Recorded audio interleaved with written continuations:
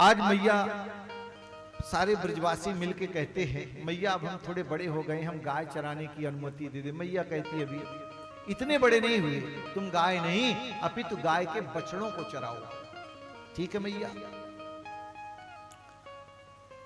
मैया की अनुमति लेकर सारे ब्रजवासी अब गाय नहीं अपितु गाय के बछड़े चलाने के लिए वन जाने लगते हैं। छोटे छोटे बछड़े हैं, छोटे छोटे ग्वाल वाल हैं। एक बत्सासुर नाम का दैत्य बछड़ा बनकर के उन बछड़ों में मिल गया। प्रभु ने पहचाना, उसका भी उद्धार प्रभु ने वन में ही कर दिया परीक्षित।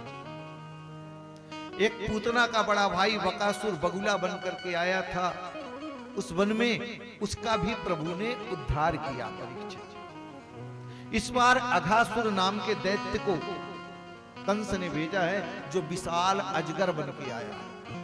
वन में सुंदर मुख फैला करके, वन में सुंदर मुख फैला करके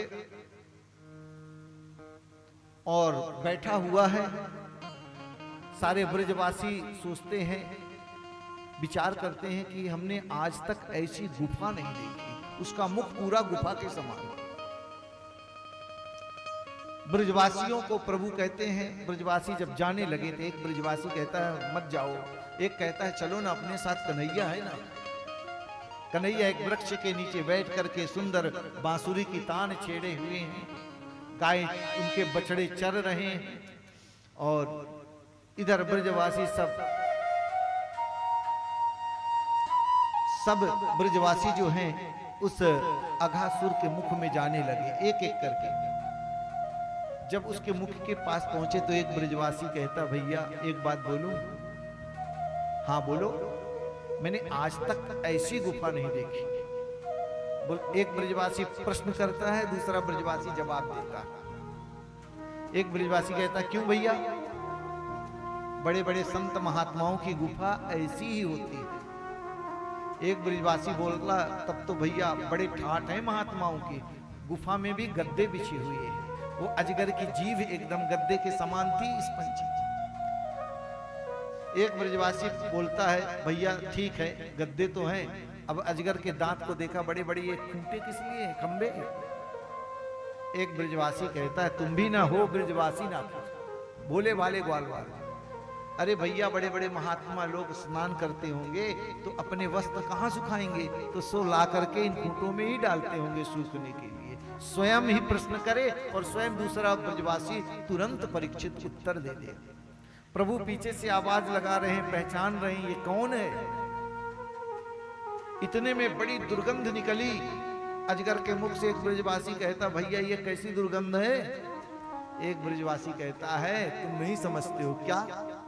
बोले हजारों की तादाद में अंदर साधु महात्मा होंगे और जब एक साथ प्राणायाम लगा करके सांस छोड़ते होंगे तो दुर्गंध ही तो निकलेगी।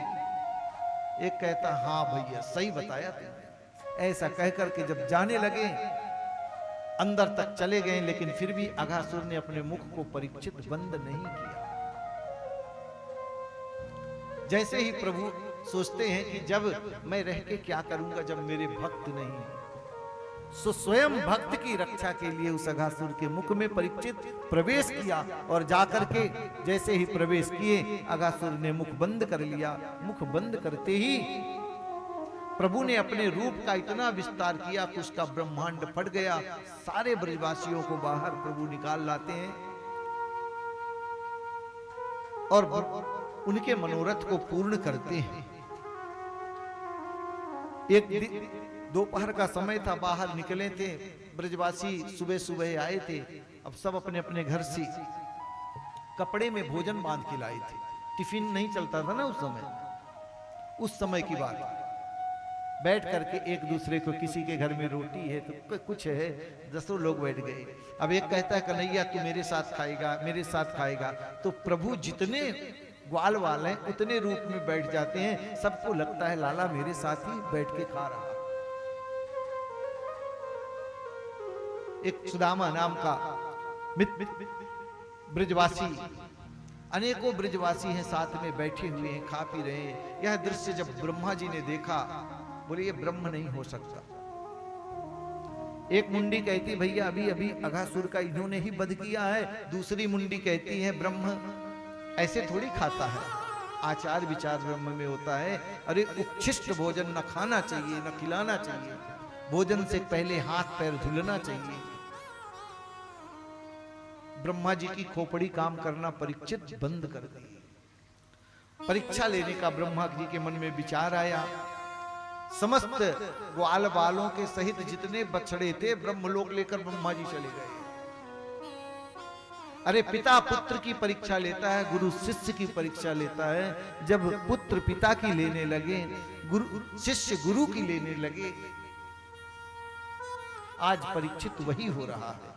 जगत के पिता प्रभु हैं और आज ब्रह्मा जी ने परीक्षा का विचार किया। जितने ब्रजवासी हैं, ग्वाल बाल हैं, सबको लेकर ब्रह्मलोक पहुंच गए। हाँ, प्रभु ने विचार किया। जैसे ही देखा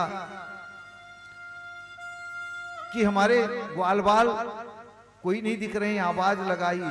जब नहीं दिखे तो अपना ध्यान देकर देखा, ओह ब्रह्मा जी की खेल है। ब्रह्मा जी आप सृष्टि बनाते हो, परंतु तभी बनाते हो जब हम मटेरियल देते हैं। समझ में आई नहीं आई बात प्रभु? अरे भाई, विशुद्ध सोना होता है, सोने से गहने बनते हैं, पर सोना भी तो कहीं से आया होगा। बोले सोना मैं ही बना। वैसे ब्रह्मा जी आप सृष्टि बनाते हो, लेकिन सृष्टि बनाने के लिए जो मटेरियल है वो तो हम ही दिए।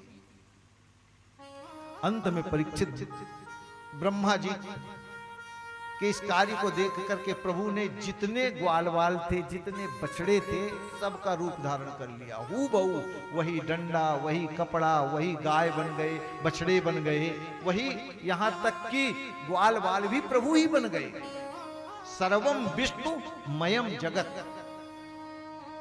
परीक्षित ने पूछा प्रभु ने ये लीला क्यों की?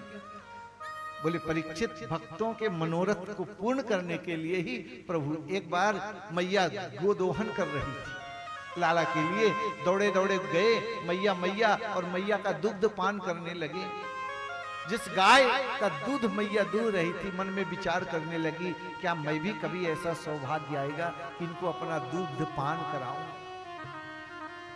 गोपियां जो हैं अपने अपने बच्चों को भेजती थी, उनके मन में आता था क्या कभी मेरे को भी यशोदा मैया जैसा इस कन्हैया को साथ में लिटाने का सौभाग्य मिलेगा। आज उन गायों के, उन ग्वालवालों के, उन गोपियों के मनोरथ को पूर्ण करने के लिए प्रभु बालक भी बने हैं, ग्वालवाल भी बने हैं और बछड़ा भी बने हैं।